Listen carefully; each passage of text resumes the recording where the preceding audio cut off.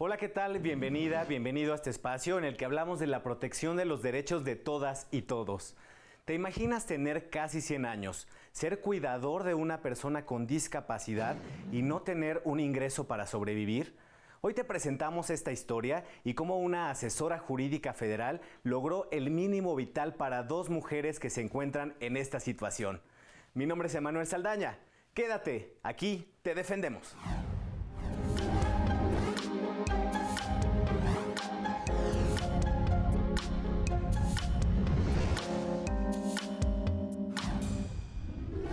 Es un gusto presentar a Yasmín Rosales Muñoz, asesora jurídica federal especializada en atención a personas con discapacidad. ¿Cómo estás, Yasmín? Bienvenida nuevamente a este espacio. Muchísimas gracias. Estoy muy contenta de la invitación. Un saludo para todos. Gracias. Pues hoy vamos a platicar de una historia de vida, una historia de dos mujeres que se encuentran en una situación compleja, una situación vulnerable. Estamos hablando de Eva, de 94 años, y Anabel, de 63. Cuéntanos cuál es la historia de estas dos mujeres, cuál es su parentesco entre ellas. Eva y Anabel son dos maravillosas mujeres. Son dos personas con discapacidad, mujeres de la tercera edad, Ujú, y fundamentalmente una de ellas es cuidadora primaria. ujú, Me gustaría hablar un poco de la historia de ellas porque es una historia de vida maravillosa. ujú. Eh, Anabel, que es la menor, tiene 63 años y vive con una diversidad funcional consistente en discapacidad Ujú. cognitiva derivada de Ok. parálisis cerebral. Su madre, que es Ujú, Eva, ujú. que tiene 94 años, ha sido su cuidadora primaria durante toda su vida. Ujú, Eva me contaba, porque Eva es una mujer cálida, ujú, tierna, amable, generosa. Me contaba que el hombre, bueno, el padre de Anabel, claro. Ajá. les abandonó. Sí, el padre de Anabel les abandonó cuando tenía aproximadamente unos 12 años, Ujú, Anabel, y las dejó solas para sobrevivir. Desde entonces, Eva se ha encargado de mantener y brindar los cuidados y cubrir las necesidades de Anabel, perdón, cuyas necesidades son importantes. Debemos entender que la diversidad funcional ujú. con la que vive Anabel implica cuidados muy específicos que deben de permitir que se respeten horarios de alimentación, medicamentos, diversas situaciones las mismas que Eva ha tratado de cumplir y ha logrado cumplir Oye, Yasmín, puntualmente por aquí quiero muchos años. preguntarte, ya que nos comentas pues esta historia de vida y de este abandono sufrido por parte del padre, ¿este abandono tuvo que ver en algún momento por la discapacidad que tiene su hija? Así es, así es. Desgraciadamente todos sabemos Ujú, que la barrera más grande que enfrentan las personas con discapacidad ujú. es la barrera de la discriminación, Así es, la barrera de la estigmatización. así es. Para el padre de Anabel fue muy poderosa la circunstancia Ujú, de que Anabel viviera con discapacidad y en algún momento determinó que para él era suficiente cuidado, suficiente eh, complicación y decidió dejarlas, ¿no? Decidió hacerse a un lado ujú. y dejó toda la carga de la manutención y del cumplir con las necesidades de Anabel en manos de Eva, quien valientemente Ujú. y con un amor inmenso ha venido cubriendo por varias décadas, ¿no? Así es. Toda mi admiración y mi respeto y mi reconocimiento para las madres cuidadoras primarias Ujú. que se encargan de proveer y de cumplir las necesidades de las personas con discapacidad y que se vuelven un equipo, una unidad que no se entiende por sí sola. Así es, Yasmín. Y bueno, aquí no vamos a juzgar este abandono, simplemente es para dar un contexto de cómo es la vida de estas dos mujeres. Bien lo comentas, pues es una madre que pues tuvo que sacar adelante a su hija ella pues ser proveedora, ser cuidadora, ¿no? Y lo sigue siendo hasta este momento, pues que estamos diciendo que pues ya tiene casi 100 años, ¿no? Y sigue siendo cuidadora primaria de su hija. ¿En dónde viven ellas, Yasmín? Ellas viven en la alcaldía Iztacalco, Ujú, en un lugar, pues no, que tiene lo mínimo, desde luego, pero ujú, como tantos y tantos claro, habitantes de nuestra Ciudad de México, pues las condiciones de pobreza y de marginalidad son evidentes, ¿no? Se hace el mejor esfuerzo por dar la mejor vida posible a quienes amamos, pero bueno, a veces las condiciones nos obligan a vivir en situaciones de pobreza, ujú, marginalidad, en espacios compartidos claro. y bueno, luchando por el día a día, ¿no? Así es, Yasmín. ¿Y la Así es. vivienda en la que habitan es propia, es rentada? La vivienda es hace mucho tiempo el padre de Eva Ujú, dejó esta vivienda para sus hijos sí. y bueno, algunos de ellos pues nos han o se han adelantado en el camino y la única hija viva del señor Ujú, es Eva, quien actualmente vive en la vivienda junto con su hija. muy bien. Yasmín, pues este es un asunto que nos está pareciendo pues bastante llamativo, ¿no? Es una situación muy compleja, una situación de vulnerabilidad, pero pues como nos comentas, de mucho amor también. Es momento de hacer una pausa. Al regresar seguimos platicando más de esta maravillosa historia. Vamos al corte, te invitamos a que no le cambies. En México, más del 11% de la población es adulta mayor. En 2019, más de 13 millones de personas tenían 60 años o más. 57% de ellas tenían entre 60 y 69 años. 29% de 70 a 79 años y 14% más de 8 décadas de vida.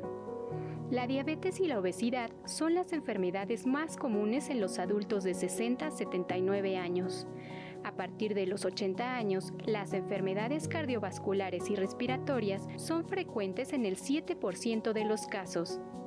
En cuestión de género, los hombres mayores de 60 años son más propensos a desarrollar una enfermedad cardíaca debido al consumo de tabaco, mientras que las mujeres tienen mayor probabilidad de padecer diabetes, depresión, obesidad y enfermedades respiratorias. Más del 24% de mujeres y hombres mayores de 60 años viven solos.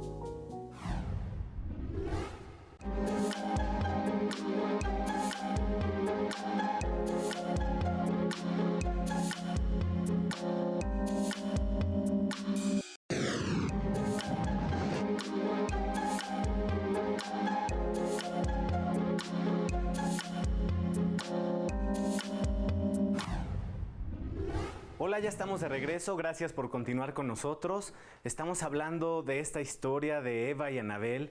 Yasmín, pues ya nos platicaste cómo es la vida de estas dos mujeres.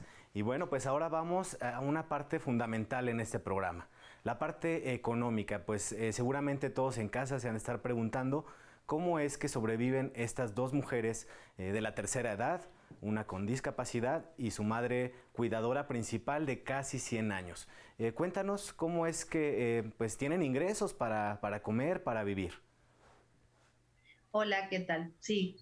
Eh, la realidad es que ambas cuentan con un beneficio, el beneficio que proporciona la Secretaría de Bienestar. Ujú, Este beneficio que se otorga tanto a las personas de la tercera edad como a las personas con discapacidad constituye su única ujú. percepción de vida. Así Es es. decir, que dependen absolutamente de esta Ujú, prestación de bienestar. claro. El depósito de ella implica Ujú, para las dos personas con discapacidad de la tercera edad todo, la compra de alimentos, ujú, el pago y adquisición de medicinas, claro. todo lo que se necesite para para cubrir nuestra vida. Los ¿no? servicios de Nuestro sus mínimo viviendas vital. también, ¿no? Así es, todo, gas, luz, Ujú. agua, todo, ellas dependen plenamente de esta prestación porque Así no es. cuentan con ningún otro beneficio de seguridad social. Así es, Yasmín. Y bueno, ahora sí, el conflicto, pues en este asunto, en esta historia, es que a estas mujeres se les retiró este beneficio, ¿no? Platícanos por qué llegaron a esta situación. Eh, Todos conocemos que ha sido un año sumamente complicado para absolutamente toda la humanidad Ujú, y el mecanismo de las tarjetas de bienestar o de la pensión por bienestar es que requiere de una tarjeta. La ujú. tarjeta es la herramienta esencial, que no es poca cosa, porque Sí. esa tarjeta no puede ser activada o desactivada por el banco, el que la emite. No Ujú. tiene básicamente ninguna injerencia más que la de guardar el dinero, Así es. pero es la Secretaría de Bienestar quien controla el flujo de esos depósitos e incluso la activación o inactivación de la tarjeta. Ujú, La cuestión es que a principios en marzo, abril del 2020, ujú. la tarjeta de ambas dejó de funcionar, quedó inactiva. Quedó inactiva, lo cual implica simplemente no poder cobrar Sí, la por pensión. supuesto. La pensión no tiene otra manera de cobrarse más que por Ujú, conducto de la tarjeta, como hemos venido explicando. Entonces, cuando se quedó sin desactivada ambas tarjetas, ellas con la ayuda de vecinas y ujú. de gente que a menudo con alguna frecuencia les apoya y las acompaña, fueron al banco. Primero empezaron por el banco Ujú. y se dirigieron al banco y preguntaron, ¿qué pasa? ¿Por qué no suspendieron la tarjeta de bienestar? Ahí en el banco les explicaron lo que les indiqué, de que en realidad la institución financiera no tiene ninguna injerencia directa sobre el depósito o la activación e inactivación de esa herramienta de la tarjeta de bienestar. Entonces, ellas decidieron llamar a la línea de bienestar.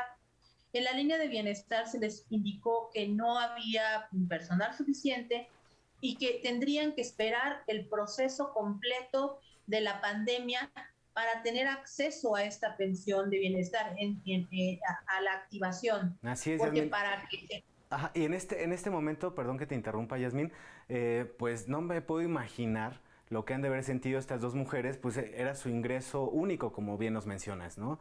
En este periodo en el que nos comentas que les pidieron que esperaran a que terminara toda la pandemia y que se regularizaran todas las cuestiones de trabajo, ¿qué hicieron en esos momentos para sobrevivir?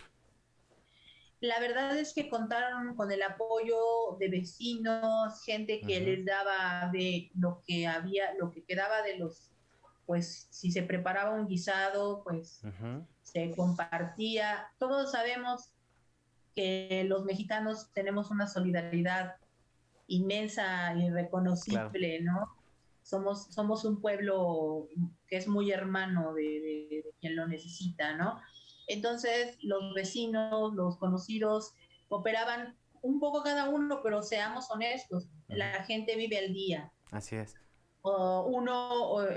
Se es generoso, pero también se reconoce que se vive al día, ¿no? Ujú. Y que desgraciadamente todos tenemos que cumplir necesidades básicas y que realmente se apoyaba con el corazón más que con el bolsillo también, ¿no? Por obvias razones, ¿no? Así es, Yasmín. De, de, Y bueno, Yasmín, es momento de hacer una segunda breve pausa, brevísima.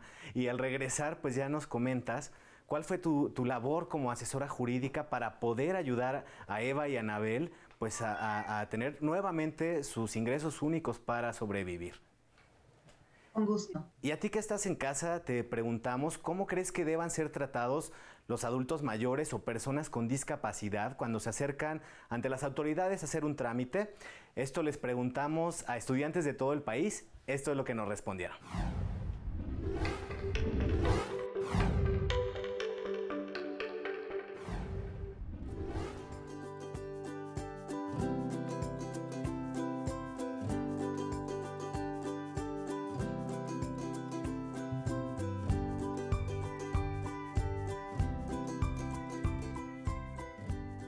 Siguiendo el contexto de la pregunta y tomando en cuenta la nueva visión de derecho y los criterios potencializadores de derechos humanos que ha emitido la Suprema Corte de Justicia de la Nación, a los adultos mayores y a las personas con discapacidad, por ser un sector vulnerable, se les debe de garantizar un mayor espectro de tutela de derechos, lo cual significa un trato prioritario, pero también empático y equitativo, que les garantice facilidad al momento de realizar sus trámites y que los apoye en todo momento. Pues evidentemente deben de ser atendidos correctamente. Yo sugiero que deberían existir ventanillas especializadas con gente capacitada para atender a los adultos mayores y de esa manera sea más fácil para ellos. Yo citaría el principio de eficiencia, ya que considero que estos trámites deben ser resueltos tanto rápidamente como eficazmente, ya que de este trámite puede depender tanto la alimentación como la salud de las personas mayores o las personas con discapacidad. Entonces es un trámite que se le debe dar pronta solución. Creo que se les debería de facilitar el trámite, intentar ayudarlos lo más posible. Considero que sería bueno que en todas las instituciones se contara con alguna oficina especializada o que solamente se dedique a recibir o llevar a cabo trámites de personas de la tercera edad, adultos mayores o personas con discapacidad. Considero que los adultos mayores y las personas con discapacidad, al formar parte de los grupos vulnerables de la población, requieren de un trato especial al momento de realizar cualquier tipo de trámite. Esto atendiendo a sus condiciones, las cuales en muchas ocasiones les impiden o les dificultan el cumplir con los requisitos que se requieren para cada determinado trámite.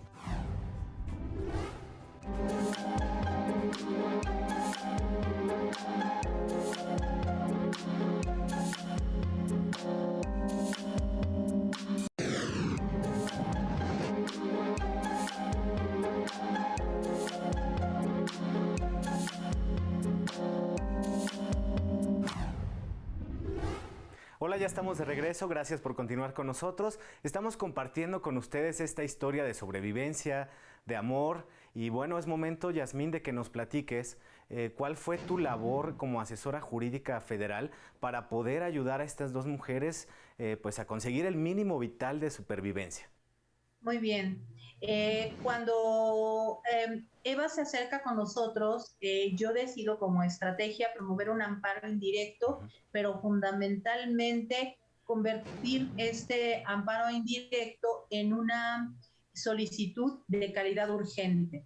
Es decir, que lo equiparé a un derecho a la salud, considerando que el derecho a la alimentación está inmiscuido en el derecho a la vida y el mínimo vital. Claro.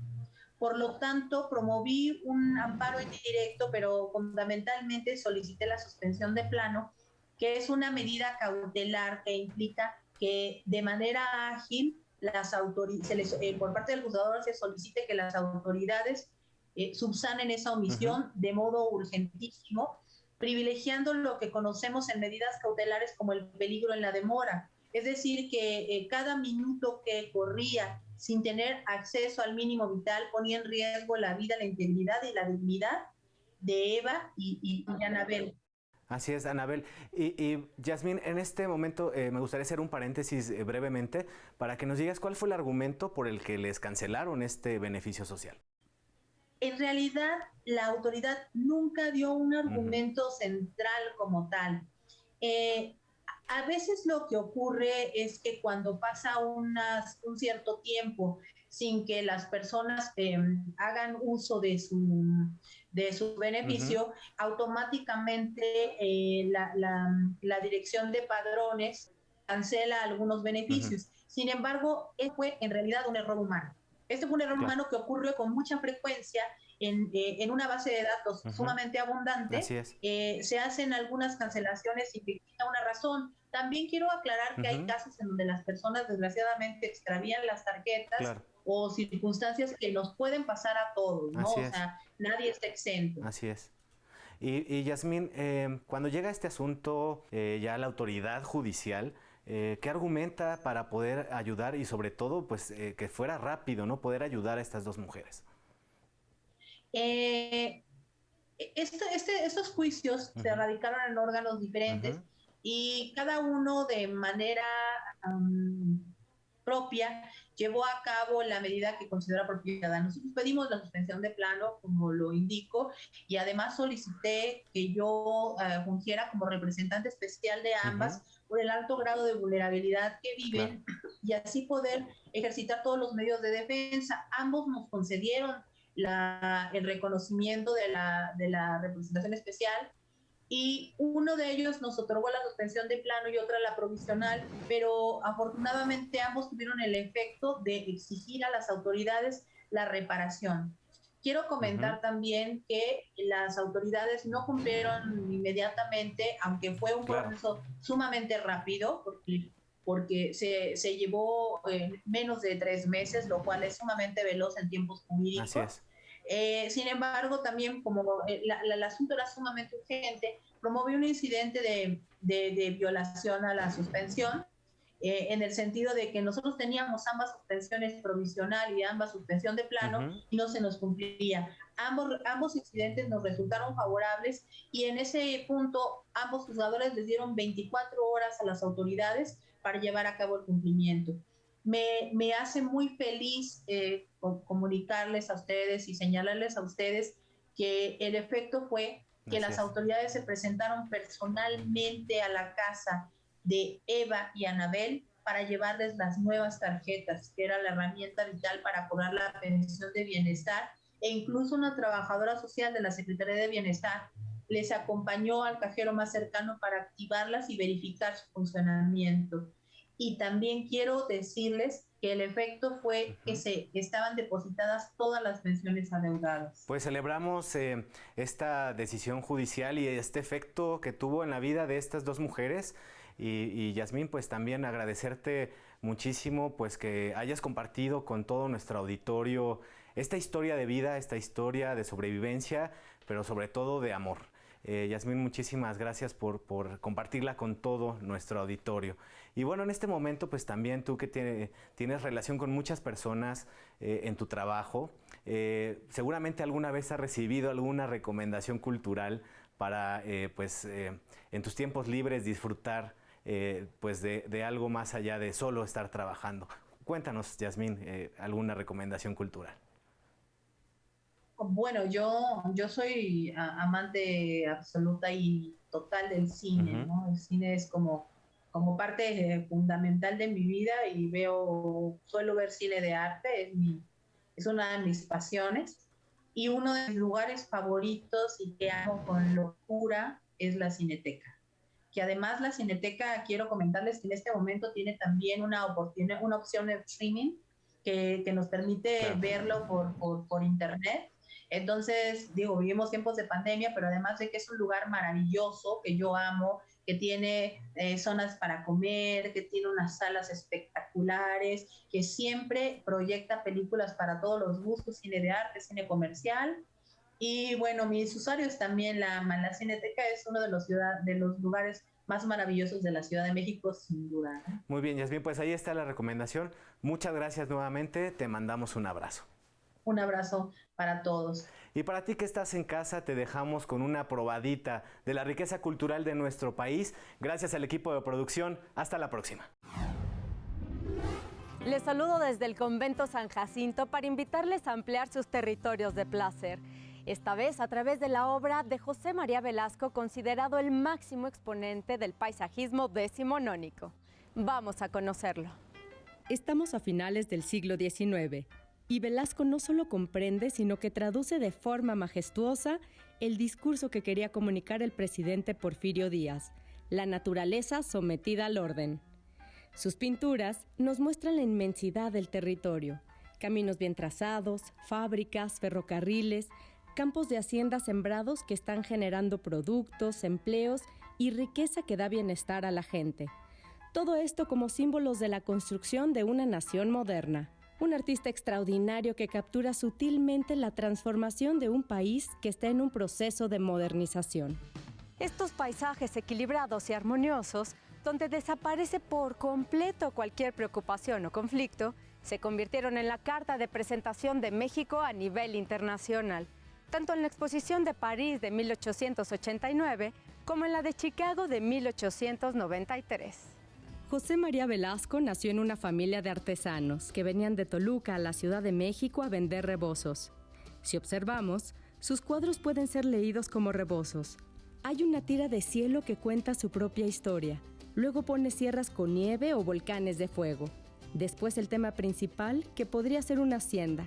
Y finalmente, en primer plano, una escena costumbrista como una familia paseando. También estudió botánica, zoología, geografía y otras disciplinas. A pesar de su rigor científico, Velasco alteraba el tamaño de las rocas, movía sutilmente la ubicación de los volcanes y ponía vegetación donde no la había. Gracias a esas decisiones, sus famosos paisajes se ven más animados, sus pinturas parecen tener vida y movimiento. Hasta aquí nuestro recorrido por la obra de José María Velasco, cuyos paisajes han quedado como íconos de nuestra identidad. Un orgullo más de México.